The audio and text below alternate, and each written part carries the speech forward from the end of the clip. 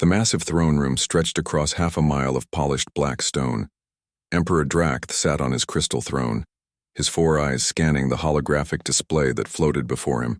The display showed thousands of star systems, all marked with the red symbol of the Galactic Dominion.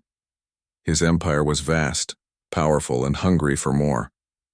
"Your Majesty," General Vexra approached the throne with careful steps. Her scaled skin gleamed under the artificial lights.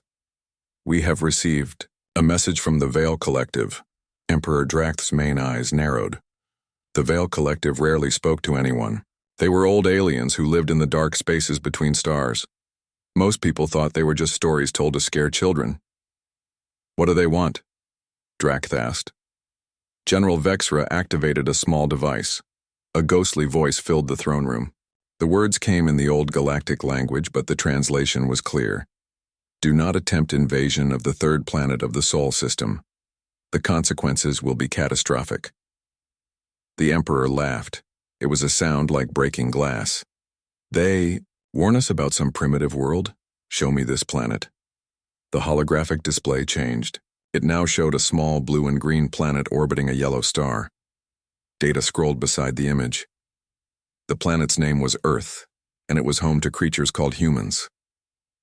"Look at this," General Vexra pointed to the data. "They still use chemical rockets to leave their planet. Their most powerful weapons split tiny particles to make explosions. They fight each other with metal projectiles. They are nothing." Emperor Drakth studied the information. The humans had been sending radio signals into space for less than 200 years. They had barely left their own planet. Some of them still lived in simple wooden structures. "How many of them are there?" the Emperor asked. "About 8 billion, Your Majesty. But they are divided into hundreds of small groups. They cannot agree on anything. Half of them do not even have clean water." The Emperor stood from his throne. His massive form cast shadows across the room. "And the Veil Collective fears these creatures? Perhaps the old ones have finally lost their minds. What are your orders, Your Majesty?" "Prepare the invasion fleet. 50,000 ships should be enough to handle one primitive planet." Meanwhile, on Earth, Dr. Jiho Kim sat in his small office at the research center. Numbers and equations covered every screen around him. For 3 days, he had been staring at the same impossible readings from the space sensors. "This cannot be right," he whispered to himself. The data showed something massive moving at the edge of the solar system, but it was not moving like any natural object should move. It was too organized, too purposeful. Dr. Mina Park knocked on his office door. "Jiho, you missed the staff meeting again." "Mina, you need to see this." Jiho turned his screens toward her. "Look at these gravitational readings." Mina was an expert in space objects. She had spent years studying stars, planets, and the dark matter between them. But what she saw on Jiho's screens made no sense. "Are the sensors broken?" she asked. "I thought so too, but I checked them 5 times. Everything is working perfectly." Mina sat down and began working through the numbers. After an hour, she looked up with worry in her eyes. "Jiho, if this data is correct, there are thousands of massive objects moving toward our solar system. They are all traveling together, in formation." "That is what I was afraid you would say." They worked through the night, checking and double-checking their calculations. By morning, they were certain of 2 things.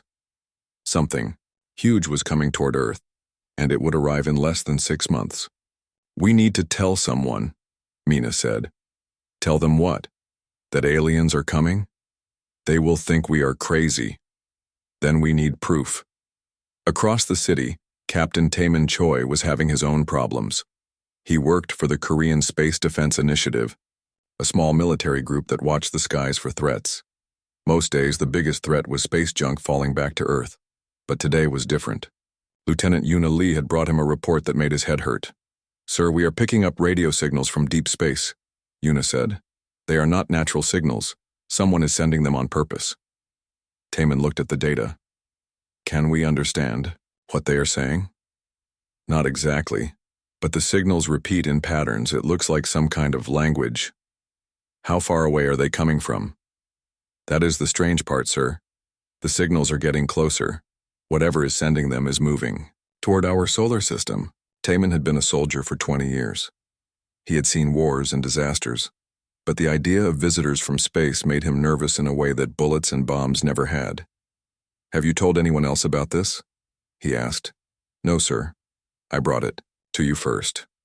Good. Keep it that way for now. But keep listening. I want to know the moment anything changes. Back in space, the Dominion fleet moved through the darkness between stars. Admiral Kethmore stood on the bridge of his flagship, watching the distant glow of the Sol system grow brighter. How long until we reach the target planet? He asked. 4 months, sir. His navigation officer replied. The humans will not even know we are coming until we are already there. Admiral Kethmore had conquered 17 worlds for the Dominion. Each time it had been simple. Show up with overwhelming force, destroy their defenses, and take what the Empire needed. The humans would be no different. Sir, his communications officer called out, we are receiving a message from the Veil Collective. Another warning? The Admiral asked. Yes, sir. They are saying the same thing as before. Do not attack the third planet. Admiral Kethmore laughed. The old ones are frightened of primitives who barely know how to leave their own atmosphere. Send a message back. Tell them we do not take orders from shadows. On Earth, Dr. Jiho Kim finally got a meeting with government officials. He sat in a conference room with 5 people in expensive suits. They all looked bored before he even started talking. Thank you for coming, one of them said. Dr. Kim, you said you had urgent information about a space threat? Jiho opened his laptop and showed them the data. Something is approaching our solar system. Based on the gravitational effects, it must be thousands of large objects traveling together. Large objects like what? Asteroids? No. The movement patterns are too organized. These objects are under some kind of control. The officials looked at each other. One of them smiled. Dr. Kim, are you suggesting that aliens are coming to Earth? I am suggesting that we need to prepare for the possibility. Doctor, we appreciate your concern, but we cannot mobilize global defenses based on some unusual sensor readings. Perhaps you should publish your findings in a science journal. After the meeting, Jiho walked back to his car feeling defeated. But as he reached for his keys, his phone rang. It was Mina. Jiho, you need to get back here right away, she said. I just talked to astronomers in Australia, Russia, and Chile. They are all seeing the same things we are seeing. This is real. That night, Captain Taman Choi received a call from his commanding officer. Taman, I need you to work with some scientists. They think something is coming from space. What kind of something, sir? The kind that might be carrying weapons. Lieutenant Yuna Lee had been listening to the alien signals for weeks now. She had started to notice patterns. The signals were getting stronger and more frequent, but there was something else. Sometimes, mixed in with the alien voices, she heard something that sounded almost like warnings. It was as if someone out there was trying to tell the approaching ships to stay away from Earth. But whoever was sending those warnings was being ignored. In his laboratory, Dr. Jiho Kim stared at his latest readings. The approaching objects were now close enough that their individual shapes were becoming clear. They were not natural objects. They were ships. Thousands and thousands of ships. Mina, he called to his colleague. We need to warn everyone right now. Dr. Mina Park looked at the data and felt a cold fear settle in her stomach. How long do we have? 3 months, maybe less. High above Earth in a space station that few people knew existed, other eyes were watching the approaching fleet. The Veil Collective had been observing Earth for thousands of years. They had watched humans grow from primitive hunters to a species that could split atoms and leave their home planet. What the humans did not know was that they were special. In all the galaxy, no species had ever developed quite like humans had. Other races grew strong or smart or fast. Humans had grown something else, something that the Veil Collective had learned to fear. Humans had grown stubborn. They refused to accept defeat. They refused to believe that anything was impossible. And in a universe where belief could shape reality, that made them the most dangerous species anyone had ever encountered. The Veil Collective had tried to warn the Dominion, but the Empire was too proud to listen. Soon, They would learn why some warnings should never be ignored. On Earth, people went about their daily lives. They did not know that their world was about to become a battlefield. They did not know that the most powerful empire in the galaxy was coming to conquer them. But deep in their hearts, in the part of their minds that had kept their species alive, through ice ages and plagues and wars, something was stirring. Humanity was beginning to sense that a threat was approaching. And when humans felt threatened, the universe itself began to pay attention. The second day of the invasion began with Admiral Kethmore facing a crisis unlike anything in Dominion history. Nearly half of his fleet was experiencing failures that defied every law of physics his scientists understood. "Sir," his chief engineer reported with fear in his voice, "the battlecruiser Dark Thunder just disappeared." "What do you mean disappeared?" "I mean it was there one moment, and the next moment there was just empty space. No explosion, no debris, no energy signature. It simply ceased to exist." Admiral Kethmore felt his blood turn cold. In 40 years of military service, he had never encountered anything like this. "How many ships have we lost?" 12,000, sir. And the rate is accelerating. On Earth, Dr. Soman Jung had been working without sleep for 2 days straight. Her laboratory had become the center of humanity's effort to understand what was happening to them. Scientists from around the world were sending her data and theories, trying to figure out how 8 billion humans had managed to convince the universe to protect their planet.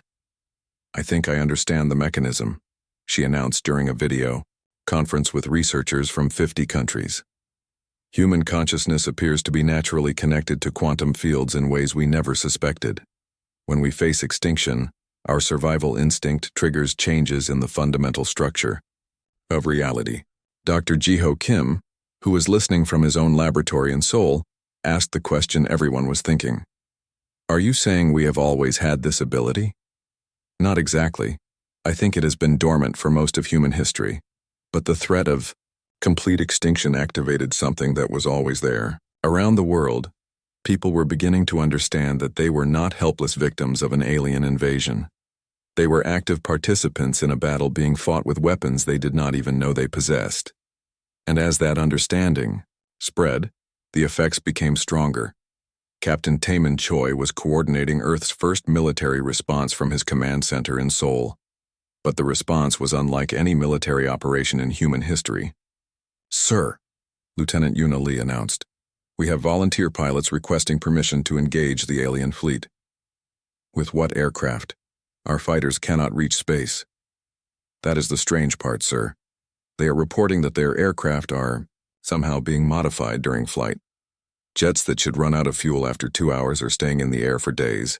Weapons that should have limited range are hitting targets in orbit." Taemin looked at the tactical displays. Sure enough, human aircraft were climbing to impossible altitudes and engaging alien ships with weapons that should not have been able to function in space. How is this possible? The pilots are reporting that their equipment is working better than it was designed to work.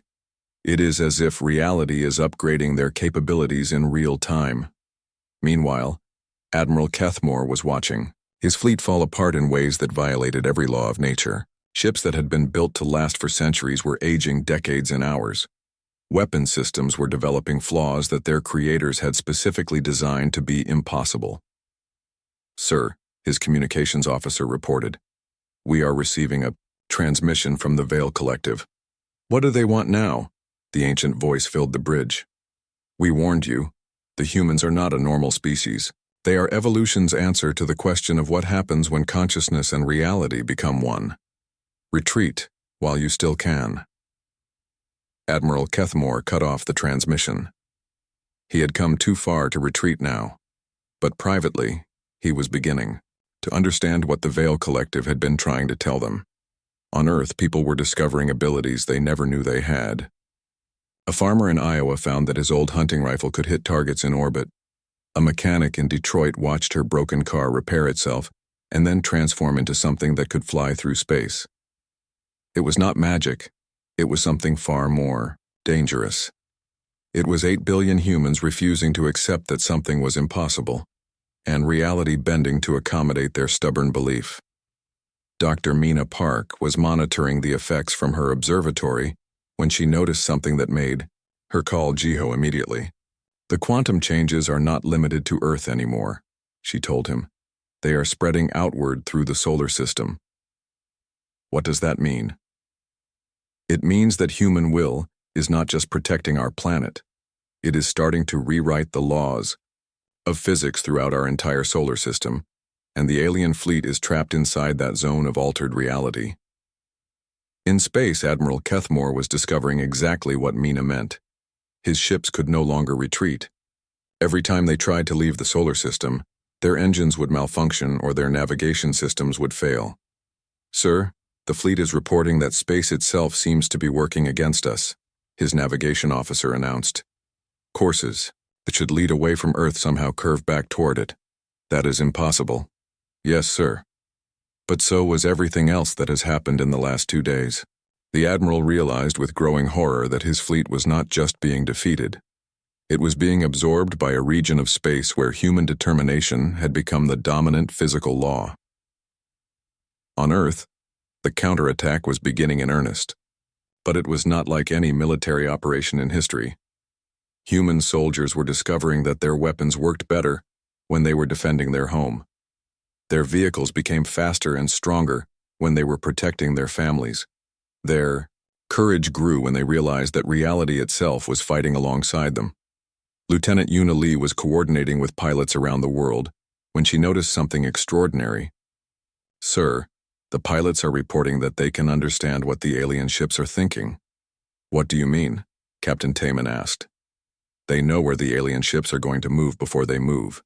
They know which weapons the aliens are going to fire before they fire them. It is as if human consciousness is becoming connected to everything in the solar system." What Yuna did not realize was that human awareness was literally expanding beyond the boundaries of individual minds. The threat of extinction had triggered something that scientists would spend decades trying to understand. Humanity was evolving, in real time, developing abilities that allowed them to perceive and influence reality directly. Dr. Somin Jang was documenting these changes when she made a discovery that changed everything. "The aliens are not just being defeated by our defenses," she announced to the global scientific network. "They are being absorbed by our reality. Their ships, their technology, even their consciousness is being converted to something compatible with human existence." Around the world, people reported seeing alien ships that looked different than they had the day before. The metal was taking on organic qualities. The weapons were becoming less destructive and more protective. Even the aliens themselves were changing. Admiral Kethmore felt these changes personally. His hatred for humans was being replaced by something else, not love exactly, but a recognition that they were not the primitive savages he had expected. They were something far more complex and dangerous. "Sir," his medical officer reported, "the crew is experiencing psychological changes. Many of them are questioning why we are attacking Earth." "What kind of questions?" "They are asking if the humans have done anything to deserve conquest. They are wondering if perhaps we should try to communicate instead of fighting." Admiral Kethmore felt the same doubts creeping into his own mind. For 40 years, he had conquered worlds for the Dominion without questioning whether his targets deserved their fate. But something about the humans made him reconsider everything he thought he knew about right and wrong. He did not realize that human moral concepts were literally infecting his thoughts, carried by quantum fields that no longer distinguished between human and alien consciousness. On Earth, people were beginning to understand the true scope of what was happening. They were not just defending their planet. They were converting an entire region of space into something that reflected human values and human ways of thinking. Dr. Jiho Kim was monitoring the quantum changes when he noticed something that made him call an emergency meeting of the global scientific community. "The effect is accelerating," he announced. "At this rate, the entire solar system will be completely transformed within a week, and the changes might not stop there." "What do you mean?" asked Dr. Mina Park. "I mean that human consciousness might be spreading beyond our solar system. We might be accidentally converting the entire local region of the galaxy to our way of thinking." The implications were staggering. If humans could rewrite reality through collective will, what would happen when that will expanded beyond Earth? Would they transform their entire region of space into something that reflected human values and human dreams? In the Dominion fleet, Admiral Kethmore was facing the collapse of everything he had believed about the universe. His ships were becoming more human-like by the hour. His crew was developing empathy and compassion. Even his weapons were refusing to fire at targets that posed no threat. "Sir," his weapons officer reported, "the plasma cannons are malfunctioning again. But this time, they seem to be converting into something else." "What kind of something else?" "Medical equipment, sir. The weapons are becoming tools for healing instead of destruction." Admiral Kethmore stared at the report. The Dominion fleet moved through space like a storm of metal and death. 50,000 warships stretched across millions of miles, their engines burning bright against the darkness. Each ship carried enough firepower to destroy a city. Together, they could crack planets in half. Admiral Kethmore stood on the bridge of his flagship, the Eternal Conquest. He had been awake for 3 days straight, making final preparations for the invasion. The human homeworld was still 2 months away, but he wanted everything to be perfect. "Sir, we are approaching the outer edge of the Sol system," his navigation officer reported. "Excellent. Deploy scout ships. I want complete information about human defenses before we begin the attack." 20 small ships broke away from the main fleet. They were fast and nearly invisible, designed to gather information without being detected. Within hours, they had crossed into the solar system and begun scanning everything in their path. But something went wrong. "Admiral," the communications officer called out, "we have lost contact with Scout Group Alpha." Admiral Kethmore frowned. "Equipment failure?" "Unknown, sir. They were transmitting normally, and then, nothing." "Send another group to investigate." Scout Group Beta launched an hour later. They followed the exact same path as the first group. For 30 minutes, their reports came back normal. Then, just like before, they simply stopped transmitting. "This is impossible," Admiral Kethmore muttered. "Send a full squadron this time." On Earth, Dr. Ji-Ho Kim had not slept in 4 days. The readings from his instruments were getting stranger by the hour. Something was happening at the edge of the solar system, but he could not understand what. "Mina, look at this," he called to his colleague. "The gravitational distortions are changing." Dr. Mina Park hurried over to his workstation. The display showed waves of twisted space-time rippling through the outer solar system. It looked like the fabric of reality itself was being bent and folded. "This should not be possible," she whispered. "I know. But the readings are consistent across all our sensors. Something is warping space around our solar system. Could it be natural? Some kind of phenomenon we do not understand?" Ji-Ho shook his head. "Natural events do not create patterns this complex. Something is causing this. Something intelligent." Meanwhile, Captain Taemin Choi was dealing with his own impossible situation. The Korean Space Defense Initiative had been created to watch for threats from space. But nothing in their training had prepared them for this. "Sir," Lieutenant Yuna Lee said as she entered his office, "I have been analyzing the alien signals we detected. They are not all coming from the same source." "What do you mean?" "Most of the signals are from the approaching fleet, but some of them are different. They sound like warnings." Taemin sat up straighter. "Warnings about what?" "About us. About Earth. Someone is telling the fleet to stay away." "Play the recording." Yuna activated her translation software. A strange musical voice filled the room. "Do not approach the third world. The inhabitants are not what they appear. Turn back while you still can." "Who is sending this?" Taemin asked. "Unknown, sir. But whoever they are, they seem to be afraid of humans." In space, Admiral Kethmore was losing his patience. 3 groups of scout ships had vanished without a trace. His sensors showed no enemy activity, no weapons fire, no debris. The ships were simply gone. "Sir," his science officer approached carefully, "I have been analyzing the area where our scouts disappeared. There are unusual readings." "What kind of readings?" "Quantum fluctuations, gravitational anomalies. It is as if space itself is unstable in that region." Admiral Kethmore studied the data. He had conquered many worlds and seen many strange things, but this was different. This was impossible.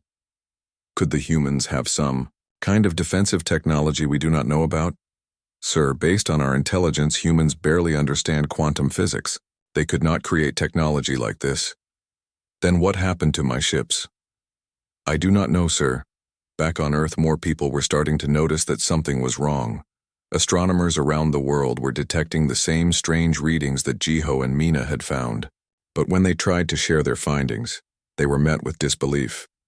Dr. Somin Jiang worked at an experimental physics laboratory in Seoul. She specialized in quantum mechanics and space-time research.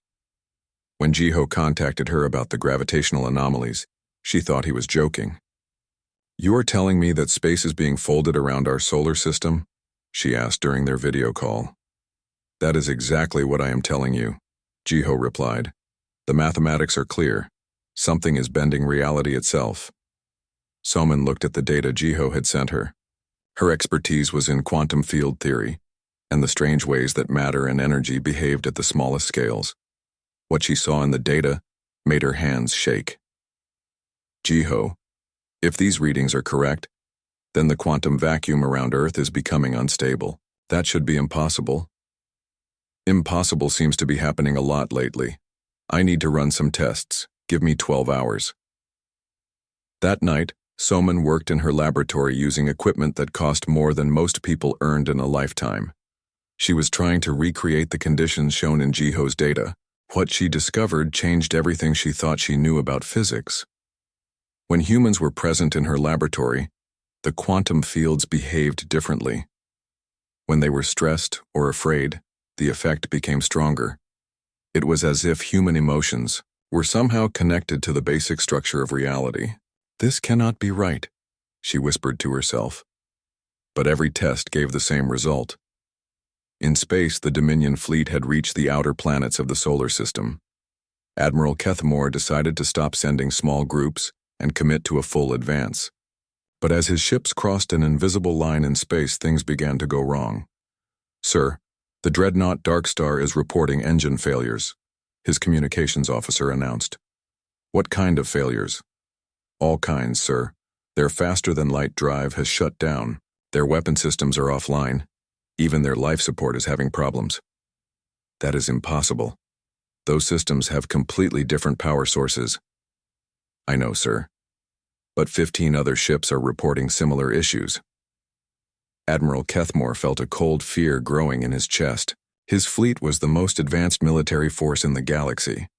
His ships were protected by shields that could stop the explosion of small stars. His weapons could punch through the armor of any enemy. But something in this solar system was making his technology fail in ways that should not be possible. "Sir," his science officer called out, "I am detecting massive space-time distortions throughout the system. They are centered around the third planet." "The human homeworld?" "Yes, sir. But the distortions are growing stronger as we approach." On Earth, Lieutenant Una Lee had made a disturbing discovery. She had been monitoring radio signals from around the world, trying to understand how different countries were responding to the approaching threat. What she found was that most governments were not responding at all. "Sir," she told Captain Taemin Choi, "I think we are on our own." "What do you mean?" "The major powers are all claiming that the threat is not real. They are calling it mass hysteria or scientific error. But the evidence is clear. Evidence does not matter when people do not want to believe it." Taemin stared out his office window at the city below. Millions of people going about their normal lives, completely unaware that an alien fleet was approaching. In a few weeks, everything they knew would change forever. What about our allies? Other space defense organizations? Most of them are being shut down by their governments. We might be the only official military unit that is taking this seriously. Then we need to make contact with the scientists who discovered this threat. If our governments will not act, maybe we can work together. That evening, Taemin met with Jiho, Mina, and Somin at a small restaurant in Seoul. They sat in a corner booth speaking in quiet voices about things that sounded like science fiction. "How much time do we have?" Taemin asked. 6 weeks, maybe less," Mina replied. "The fleet is accelerating. What can we do with 6 weeks?" Soman leaned forward. I have been studying the quantum effects around Earth. I think I understand what is happening, but you are not going to believe it. Try me. Human consciousness appears to be connected to quantum fields in ways we never imagined. When humans are threatened, reality itself begins to change to protect them. Taman stared at her. You are right. I do not believe it. Neither did I. But the evidence is overwhelming. Every time the alien fleet gets closer to Earth, the quantum distortions get stronger. It is as if the universe is responding to human fear and determination. Are you saying that we have some kind of supernatural power? Not supernatural, but definitely beyond our current understanding of science. Meanwhile, Admiral Kethmore was facing a crisis. Nearly a quarter of his fleet was experiencing equipment failures. Ships that had functioned perfectly for decades were breaking down in impossible ways. Sir, the medical bay is reporting strange symptoms among the crew, his chief medical officer informed him. What kind of symptoms? Anxiety, paranoia, and disturbing dreams. Many crew members are reporting nightmares about humans. Nightmares about primitives who have not even left their own planet? Yes, sir. The dreams are remarkably similar. Humans who refuse to die, who fight against impossible odds and somehow win. Emperor Drakth sat in his throne room, staring at reports that made no sense. In 3 days, his most powerful fleet had gone from confident conquerors to something else entirely. The final transmission from Admiral Kethmore had been the most disturbing of all. Your Majesty, the Admiral had said, his voice strangely peaceful. I no longer believe in conquest. The humans have shown us a better way. I formally request permission to establish peaceful relations with Earth. The Emperor crushed the communication device in his massive claws. 40,000 surviving ships, all infected with human ideals of peace and cooperation. His greatest military commander converted to pacifism by mere contact with human consciousness. Prepare my personal fleet, he commanded his remaining generals. If Kethmore will not complete the conquest, I will do it myself. But even as he gave the order, Drakth felt something strange happening in his own mind. Doubts that had never existed before were beginning to surface. Questions about whether conquest was truly necessary. Thoughts about what it would be like to rule through cooperation instead of fear. He shook his massive head trying to clear these alien thoughts, but they persisted, growing stronger with each passing hour. On Earth, Dr. Soman Jung was documenting changes that challenged every assumption about the nature of reality. The quantum fields that humans had unconsciously created were spreading beyond the solar system at the speed of thought. We are not just changing our local space, she announced to the emergency session of the United Nations. We are sending waves of human consciousness throughout this entire region of the galaxy. Any civilization within 50 light-years is beginning to experience human emotions and human moral concepts. The representative from Korea asked the question everyone was thinking. What does that mean for those civilizations? It means they are becoming more like us, more cooperative, more empathetic, more interested in building than destroying. Around the Earth, people were grappling with the implications. They had gained the power to reshape reality itself, but with that power came responsibilities no species had ever faced. Captain Taman Choi was coordinating humanity's response when Lieutenant Yuna Lee brought him a message that changed everything. Sir, we are receiving communications from the Veil Collective. They want to meet with us. What do they want? To explain what we have become and to warn us about what comes next. That evening, representatives of the Veil Collective materialized in a conference room at the United Nations. They were beings of pure energy, ancient beyond human comprehension, who had been watching the galaxy evolve for millions of years. Greetings, young shapers, their spokesperson said in a voice like wine through crystal. You have achieved in days what most species take millennia to accomplish. You have learned to influence reality directly through collective consciousness. Dr. Jiho Kim, who had been chosen to represent Earth's scientific community, asked the question that had been haunting him. Are we changing against our will? Are we forcing our beliefs on others? Not forcing, the Veil Collective replied. Inspiring. Your species has a unique quality that makes other forms of consciousness want to become more like you. You radiate hope, determination, and the belief that problems can be solved through cooperation. These are attractive qualities to species that have grown tired of conflict. Dr. Mina Park leaned forward. But what about free will? What about the right of other species to choose their own path? An excellent question. You are not removing choice, you are expanding it. Species that encounter your influence do not become human. They become the best version of themselves, inspired by human examples of cooperation and growth. In space, Admiral Kethmore was experiencing this transformation firsthand. His hatred for humans had been replaced by admiration for their ingenuity. His desire for conquest had been replaced by curiosity about human culture and achievements. "Sir," his communications officer reported, "the crew is requesting permission to visit Earth. They want to learn more about human art, music, and literature." "Granted," Kethmore replied without hesitation, "but we approach as guests, not conquerors." Meanwhile, Emperor Drakth was leading his personal fleet toward Earth in a final desperate attempt to destroy the human influence that was spreading through his empire. But with each passing hour, he felt his resolve weakening. His own flagship crew was beginning to question their mission. Soldiers who had never hesitated to follow orders were asking why they were going to attack a species that had shown them only defensive restraint. "Your Majesty," his chief advisor approached carefully, "perhaps we should reconsider this attack. The humans have not attempted to invade our territory. They have only defended their own." Drakth wanted to execute the advisor for treasonous thoughts, but instead he found himself considering the words. When was the last time he had questioned whether his actions were justified? On Earth, people were discovering the full extent of their new abilities. A group of children in Japan found that their drawings of peaceful alien cities were somehow becoming real in distant star systems. An artist in Brazil painted a picture of humans and aliens working together, and reports came in of exactly that, happening in the converted Dominion fleet. "We are not just changing reality," Dr. Soman announced to the world. "We are creating it. Human imagination, when combined with our collective will, is literally bringing new possibilities into existence."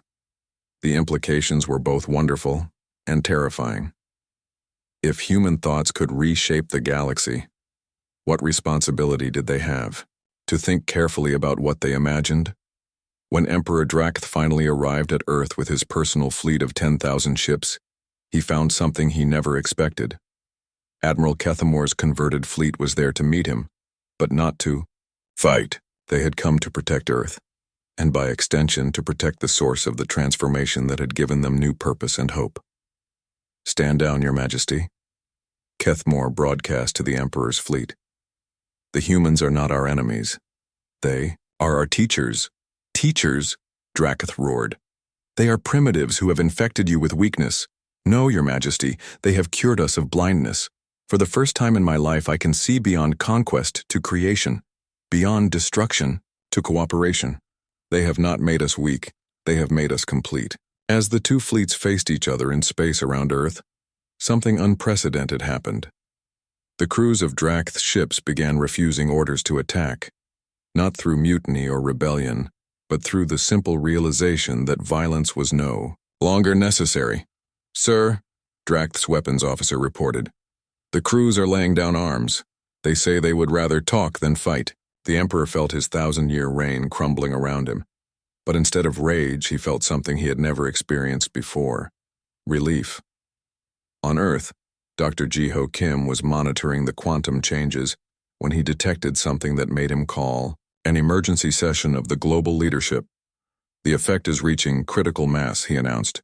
"Within days, every intelligent species in this region of the galaxy will be influenced by human consciousness. We are about to become responsible for the thoughts and dreams of billions of beings we have never met." The weight of that responsibility was staggering. Humanity had gained the power of gods, but they were still learning how to be human. President of the United Nations addressed the world. "We face a choice that no species has ever faced before. We can use our power to impose our will on the galaxy, or we can use it to help others find their own path to peace and prosperity. The decision we make now will echo through eternity.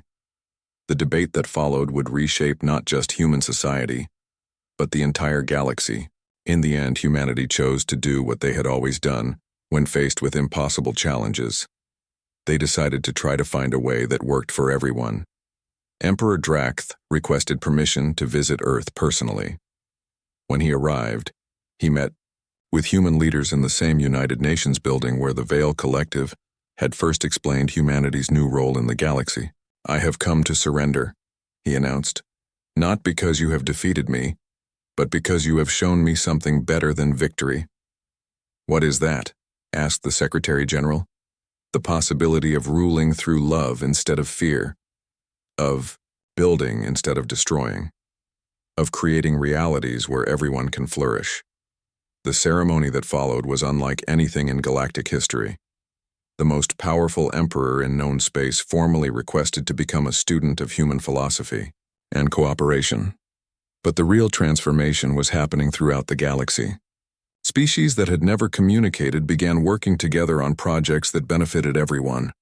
Wars that had raged for centuries ended as combatants realized there were better ways to resolve their differences.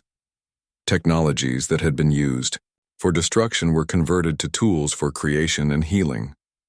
Dr. Somin Jung, now appointed as Earth's first director of galactic consciousness research, published her final report on the transformation.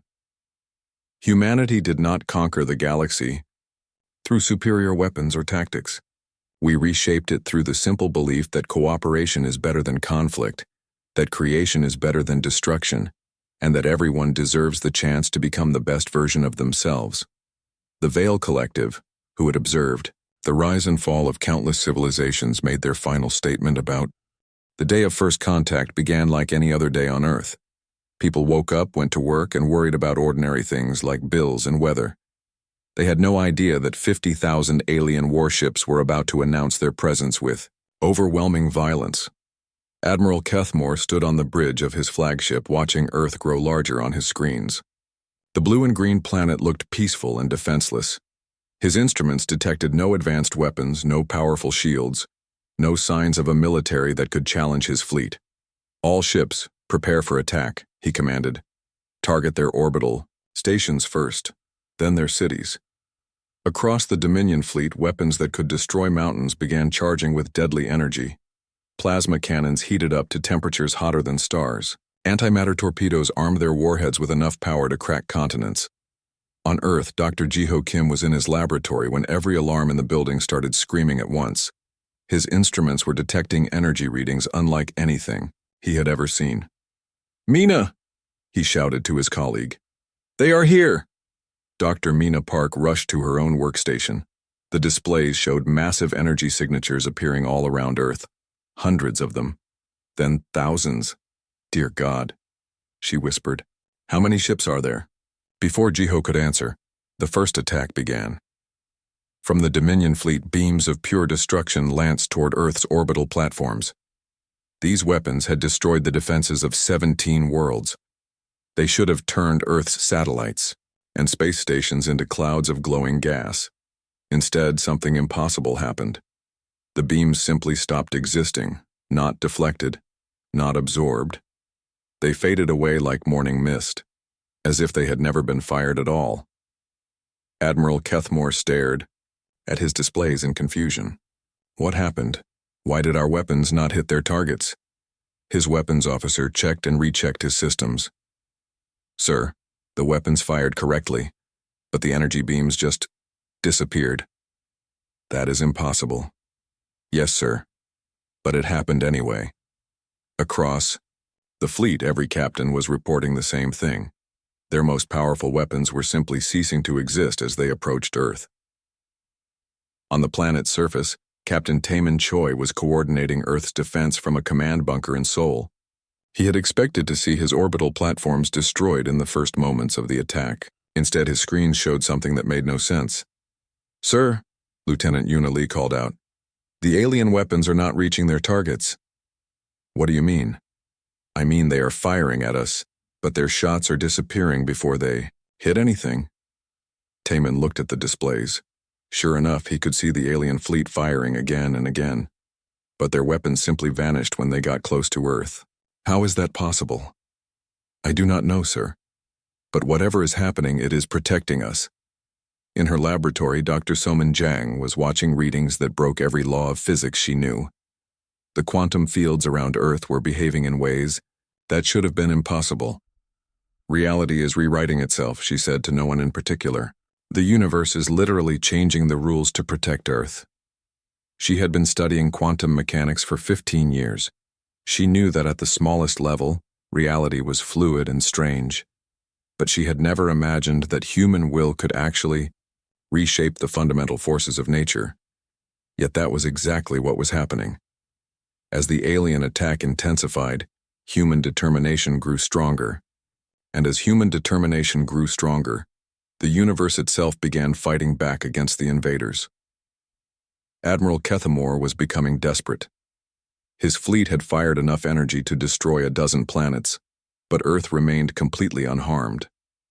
Worse, his own ships were beginning to malfunction in increasingly impossible ways. "Sir, the dreadnought Worldbreaker is reporting that its armor is dissolving," his communications officer announced.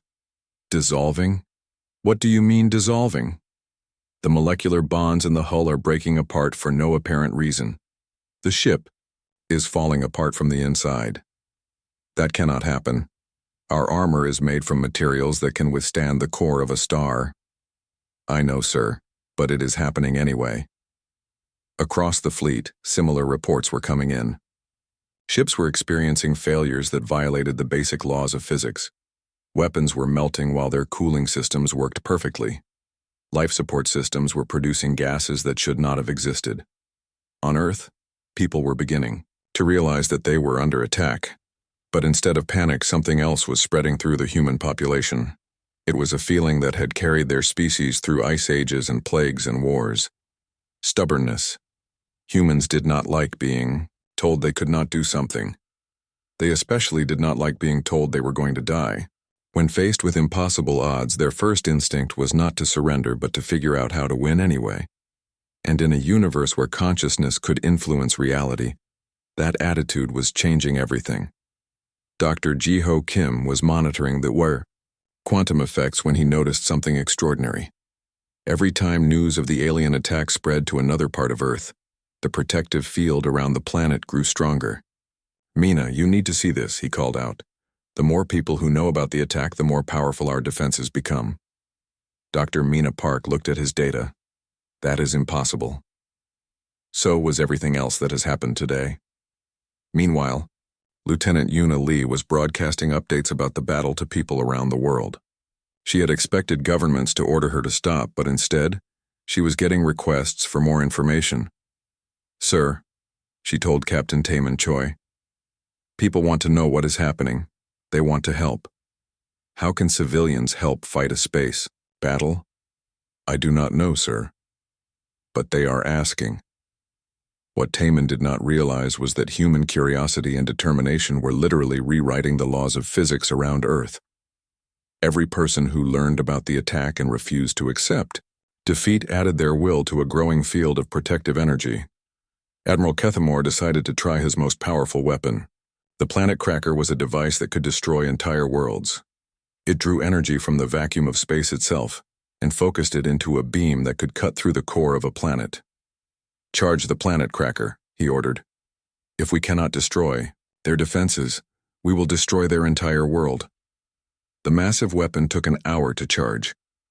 Energy gathered from across several solar systems, compressed into a single point of unimaginable destruction. When it fired, the beam would carry the power of an exploding star. On Earth, every instrument capable of detecting energy went insane as the weapon charged. Dr. Soman Jang watched her displays show readings that should have been impossible.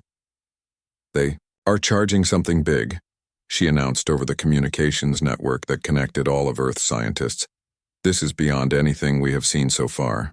Around the world, people listened to the reports and made the same decision their ancestors had made when facing saber-toothed tigers and ice ages and plagues. They decided not to give up.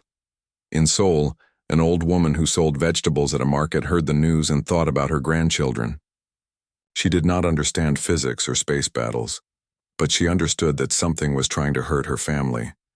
So she did what humans had always done when threatened. She refused to let it happen. In New York, a construction worker listened to the radio and thought about his wife and children.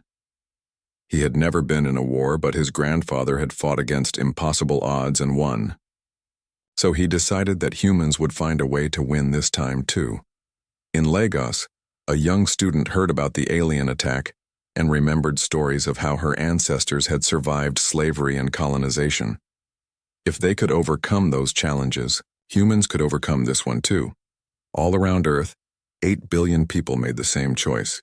They decided that they would not surrender, would not give up, and would find a way to survive no matter what. And reality listened. When the planet cracker finally fired, it released energy equivalent to the explosion of a star. The beam should have cut through Earth like a knife through paper. Instead, as it approached the planet, something extraordinary happened. The beam struck an invisible barrier around Earth and simply stopped. Not reflected, not absorbed, but stopped. The energy that should have destroyed the planet was gently dispersed back into space as harmless light. Admiral Kethmore stared at his displays in complete shock. That is impossible. Nothing can stop a planet cracker beam. His science officer was checking and rechecking the readings. Sir, the energy hit some kind of barrier, but our sensors show nothing there. Then what stopped it? I do not know, sir. But whatever it was, it just neutralized the most powerful weapon in our fleet as if it were a child's toy. On Earth, Dr. Jiho Kim was laughing and crying at the same time. We did it, he said to Mina. Somehow we actually did it. Did what? We convinced the universe that we deserved to live. Dr. Somin Jang was studying the readings from the planet cracker attack. What she found changed everything she thought she knew about reality. The barrier was not made of matter or energy, she announced to the global scientific network. It was made of human will. 8 billion people refusing to accept defeat created a shield that could stop the explosion of a star. Around the world, people who heard her words felt something they had never felt before. They realized that they were not helpless victims waiting to be rescued. They were active participants in shaping reality itself.